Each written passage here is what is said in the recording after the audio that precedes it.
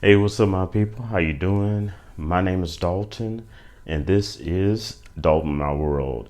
And I got a story time for you, a real life story time for you that I think could be educational, that you would enjoy, and I have it coming up in about 20 seconds.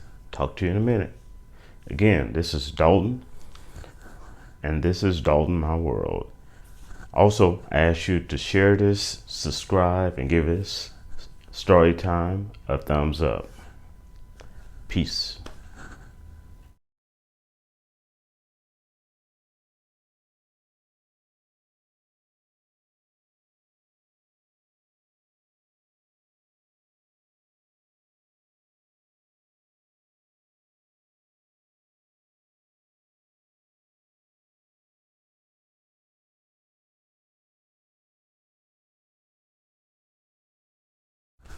Hey, what's up, my people? How you doing? I'm back. My name is Dalton, and this is Dalton My World. All right, I gotta tell you a story time that happened to me when I was younger. Okay, uh, didn't have a father in my life, really. Okay, so, and I'm not even really sure that's his fault. Okay, I just didn't really have one.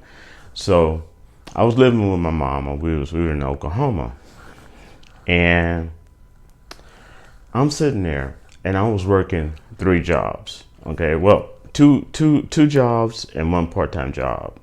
Okay, literally. All right, and my mom, she was on Section 8, where her rent, I think it was like at that time $10 a month, which was a good deal. And she had checks coming in. Okay, but I was working like 3 jobs, and I was constantly broke because I was constantly giving money to my mom. Okay, just she constantly asked. I was constantly giving money to her, even though she got these monthly checks and stuff. Okay, and rent was only like $10. Okay, but I was trying to do the right thing.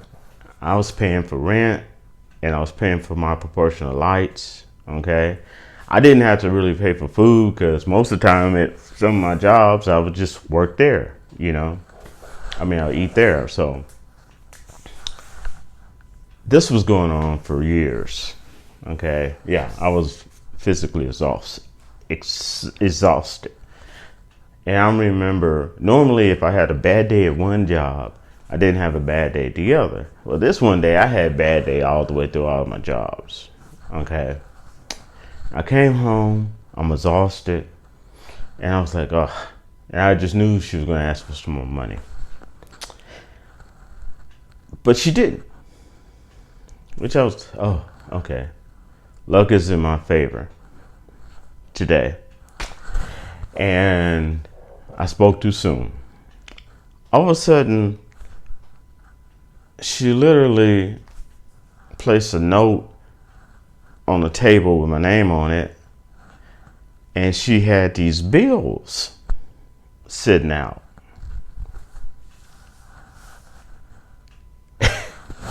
And I'm looking at these bills,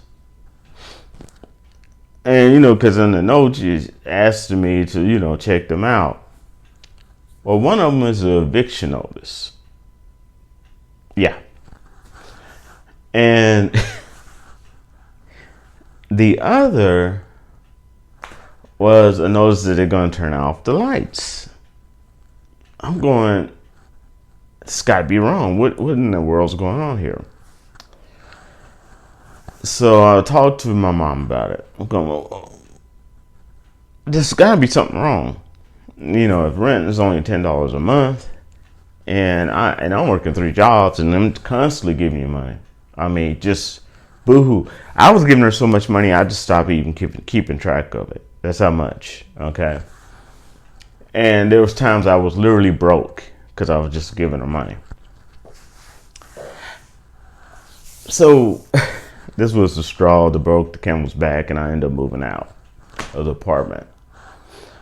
I only, yeah. she comes out with this plaque, this little plaque with her name on it. It's from a church, right? And they were thanking her for giving the most donations. The money I was giving her, I was working for her. She was just giving it to this church. And she got a plaque. And then she ended up leaving the church and going to a different church.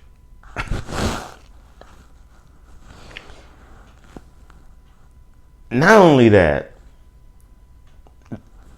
the other money went to some guy that she would watch on television. He was a television evangelist. His name was Benny Hinn. I remember that. And she shows me these little pieces of white cloth. And you donate so much that they'll send you these little pieces of white cloth and say that they're blessed pieces of fabric. And she just had all these different types of little trinkets that Benny... I was so mad.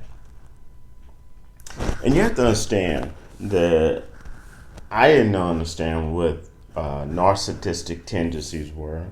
I didn't understand whether being a narcissistic was.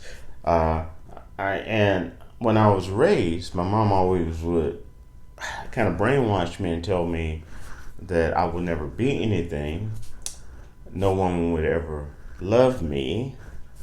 I would never achieve anything unless I did exactly what she said and what she wanted me to do, even when I was little. Those was always brainwashed, okay? And it was always said, no matter what happens in the family, Dalton, you keep it a secret and you don't tell anybody. So,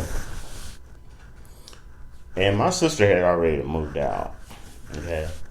So I ended up calling my sister and said, look, I'm going to pay off these bills for mom, but I was like, I gotta get some air. I gotta move out. So I end up moving in with my sister. And the strangest thing happened. I moved in with my sister and I paid my sister rent, right? Here's the strangest thing that happened. All of a sudden, my bank account started getting more and more beautiful because it's just the money started pounding up. All the money I was giving away. And that's one thing also that was like brainwashed into me, you know. It was almost like she always had to have the outside world and please the outside world and make it look like that she's perfect, the most loving, caring, perfect person in the world, no matter what was going on in our family or how we as the kids had to sacrifice. Okay, and nothing. See, I didn't know nothing about narcissistic tendencies, and nothing was ever her fault. Okay, nothing. You know, even today, nothing was her fault. Nothing was ever her fault. It was always someone else doing her wrong. And but no matter what happened, no matter what horrors or whatever happened behind closed doors, we always had to get the motto, never tell anyone. Okay? Because obviously as I got older, I realized that because it would just her reputation didn't have shit to do with us. And I just want to tell people, a lot of times you can see stars, famous people, you know, you're looking at a picture, you really don't know really what's going on behind closed doors. Okay? Just because a lake is calm on the surface, there could be turmoil going on, deep turmoil underneath. Don't judge a situation or a book by its cover. Okay? Take your time if you're able to and get the details. There's usually more to the story than just one person's side. Okay? I mean, and I could tell you this from when I was growing up. And I think the thing that my mom loved to use the most is the silent treatment. Oh, you ain't gonna give me no more money? I don't have no more money. Oh, you holding out.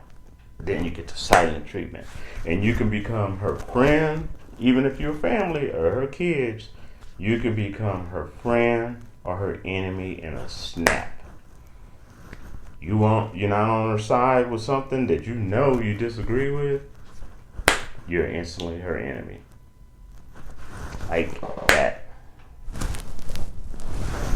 So I didn't know, because I was always told by her that men were bad and women were good. And women can really do no bad because it's really never their fault. There's no reason for it, but men were bad. And and I tell you what, and you know, as a kid and growing up, you just get brainwashed. And you just got to understand that a lot of things happen in people's lives, even in the world, and this seems like it just happened in a snap, but a good chance that things were brewing for a very, very long time. But somebody or everybody was told, shh, keep it a secret. All right, and I'll wrap to y'all later, and that is my story time. I want to tell you about, and you know, to help you if you're going through something, or if you see someone else going through something. Even if things are calm on the surface, there's probably more to that story than you know. And also, people are people, and women can be narcissistic and have narcissistic tendencies just like men can. Okay? And if you're in a situation like that, I'm sorry. I feel for you because I went through it and still go through it. Okay? So, but I hope it's not lost. Okay? And I hope that you're granted the freedom that you deserve to have a happy, successful life. And I'll wrap to y'all later. Peace.